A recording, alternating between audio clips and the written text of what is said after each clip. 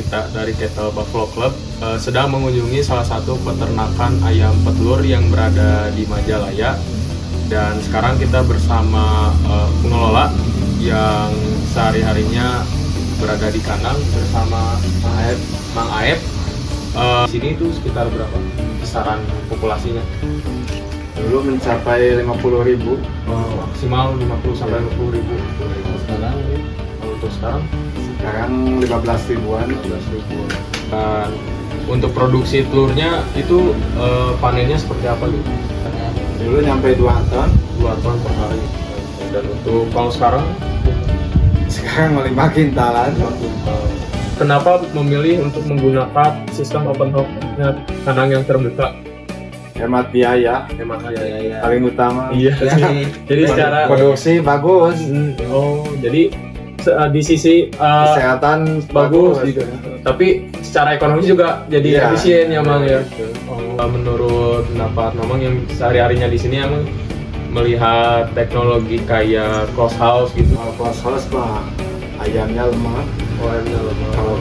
Kalau perlu diakhir lemah kalau keluar.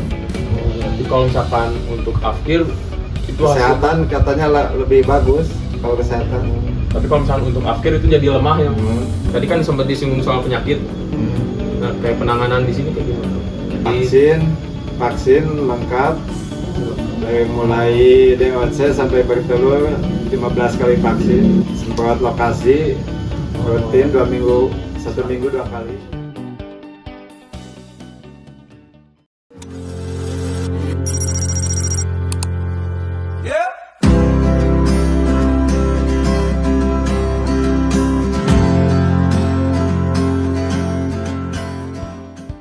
Sebelumnya, perkenalkan di sini saya Rifki dari Diklat 22 CDC.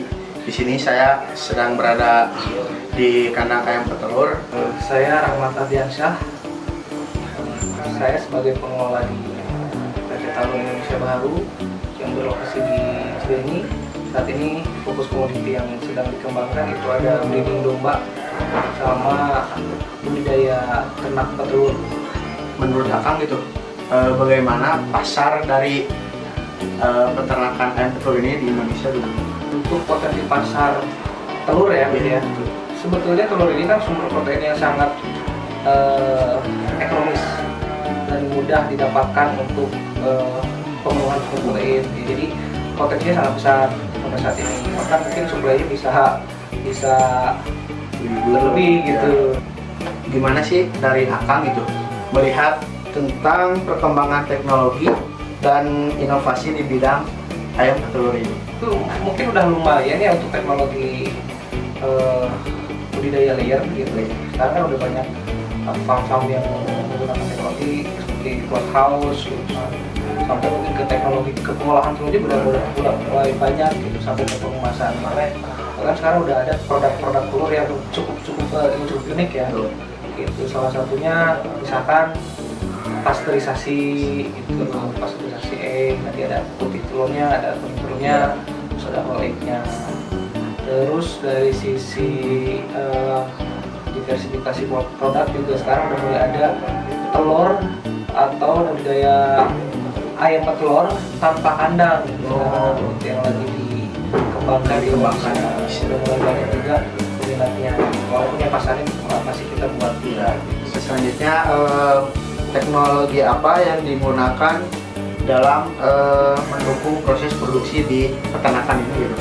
Yang belum ada teknologi terbaru yang kita gunakan, hanya kita lagi berupaya mengembangkan yang tadi sistem budidaya petelur tanpa kandang, bebas kandang, ada cage-free dan free range. Bagaimana sih strategi Akang gitu dalam menghadapi tantangan yang ada di industri ayam petelur ini? Dengan melihat potensi pasar yang ada di Indonesia berdasarkan demografi dan lain-lain gitu ya. Mungkin salah satunya untuk menghadapi tantangan kita harus diversifikasi produk gitu ya. Jadi kita tuh jangan sampai terus-terusan main di pasar yang umum gitu, pasar yang banyak gitu ya, hanya menjual produk biasa. Makanya kita sedang mengembangkan ya tadi si telur cage ini yang nanti akan masuk ke pasar premium, karena harapkan si telur KSP dan Revenge ini juga mempunyai kualitas yang berbeda, yang cukup signifikan dengan telur biasa. Kemudian juga kita ada produk yang sedang kita kembangkan juga seperti pasteurisasi egg gitu ya. Jadi ada telur yang sudah dipasteurisasi, jadi nanti siap konsumsi dan aman dalam penyimpanan dalam waktu yang cukup lama gitu.